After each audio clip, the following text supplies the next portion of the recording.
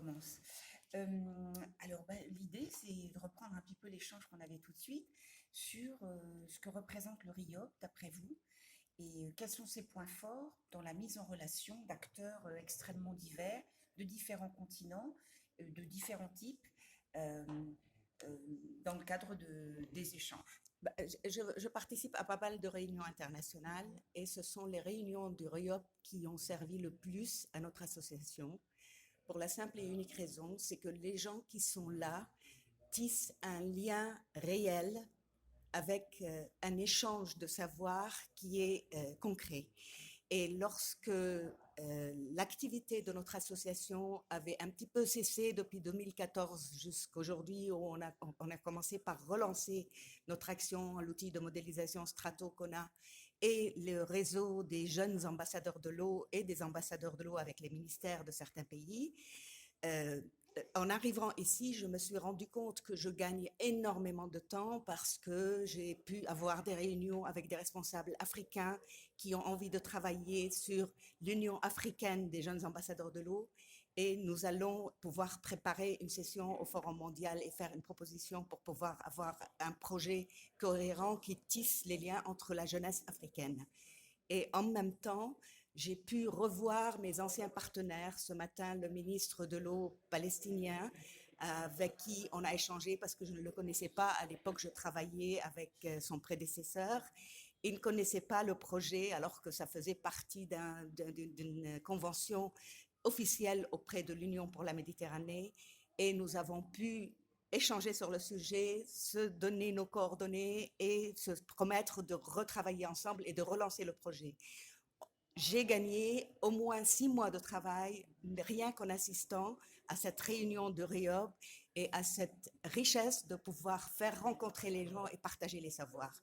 En matière d'eau, il est beaucoup plus important de partager le savoir tout en sachant que l'eau est un problème global, mais les solutions sont locales.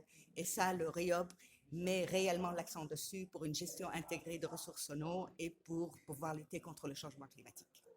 Et comment, en fait, ces réunions ont nourri vos analyses, vos réflexions sur la gestion de l'eau de façon générale et peut-être et comment ça vous a aidé éventuellement peut-être à mettre sur pied peut-être des projets.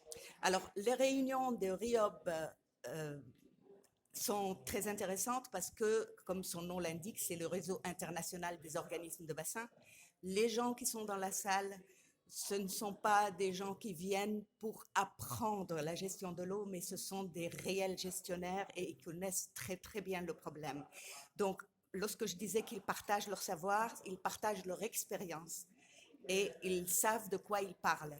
D'où la richesse de ces réunions qui sont des réunions où il y a des politiques, des hydrologues, des scientifiques, et ce sont des gens qui savent de quoi ils parlent et on avance dans ces cas-là. Nous ne sommes pas là pour informer et sensibiliser. Les gens qui sont là sont déjà informés, déjà sensibilisés, ils sont là pour partager le savoir et accumuler la richesse de savoir et s'entraider et coopérer.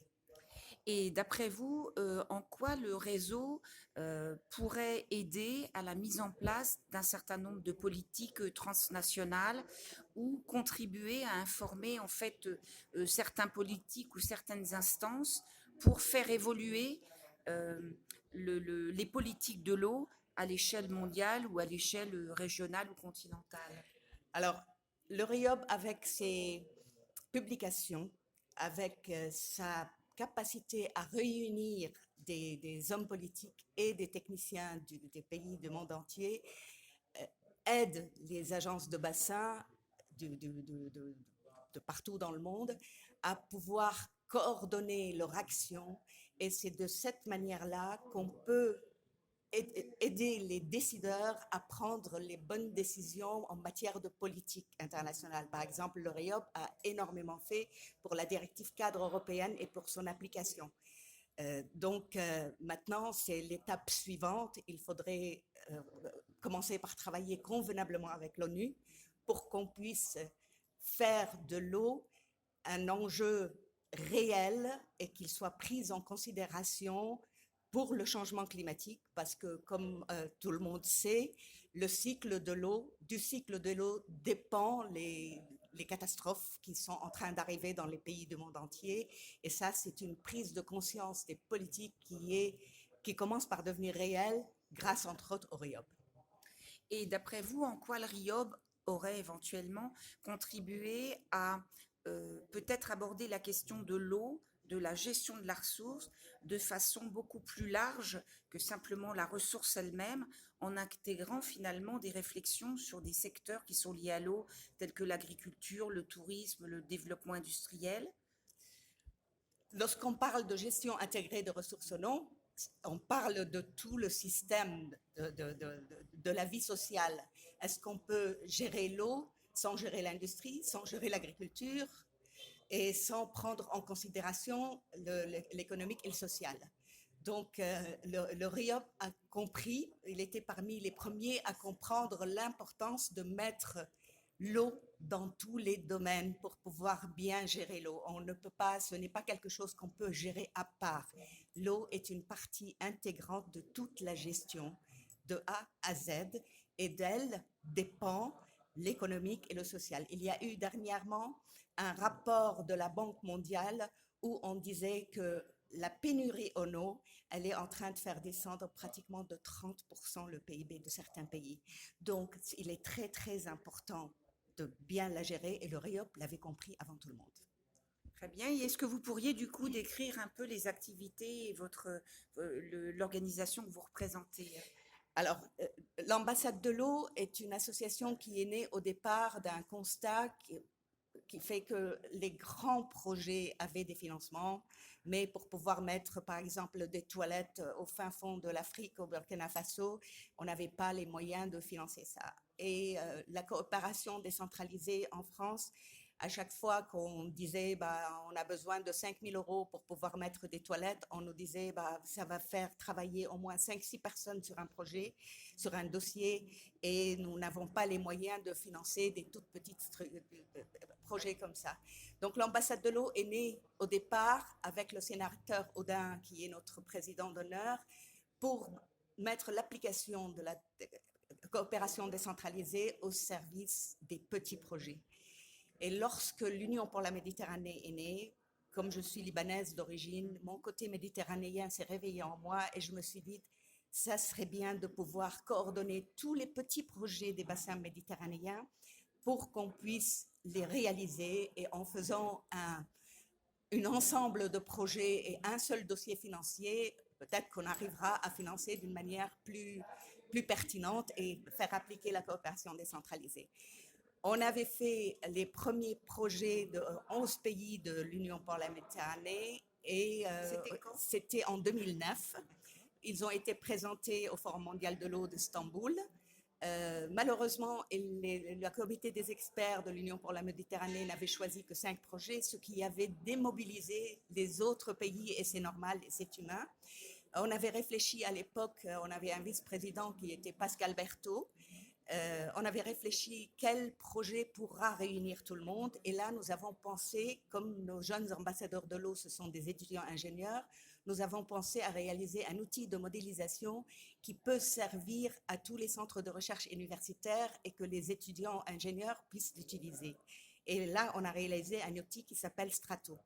Et Strato a été choisi en 2012 au Forum mondial de l'eau de Marseille comme solution mondiale pour l'eau. Il a été exposé et c'est un outil qui est assez performant. Le problème, c'est que depuis 2013, les choses ont un tout petit peu stagné à cause des conflits qu'il y a eu dans certains pays méditerranéens. Et nous avons mis un tout petit peu de côté notre activité en travaillant au ralenti. Sauf que nos jeunes ambassadeurs de l'eau qui sont avec nous depuis 2009, ils se sont mobilisés et ils ont fait pratiquement une pétition chacun à son État en disant « Nous voulons remettre notre réseau en route et nous voulons que cet outil soit à nouveau opérationnel. » Donc, on est en train de remettre l'outil en marche et c'est pour cela que je suis ici cette fois-ci. C'est pour refaire renouveler le réseau pour que les anciens puissent travailler avec les nouveaux jeunes ambassadeurs de l'eau. Le système est simple. L'État le ministère de l'eau du pays travaille en coordination avec le centre de recherche universitaire, le professeur, et avec les étudiants pour s'assurer que les données qui sont implémentées dans l'outil sont bien accréditées par les officiels du pays et sont bien crédibles. D'accord. Et donc, ces jeunes chercheurs contribuent en fait à alimenter un système d'information, de données sur l'eau dans chaque pays. Est-ce que les critères, par exemple…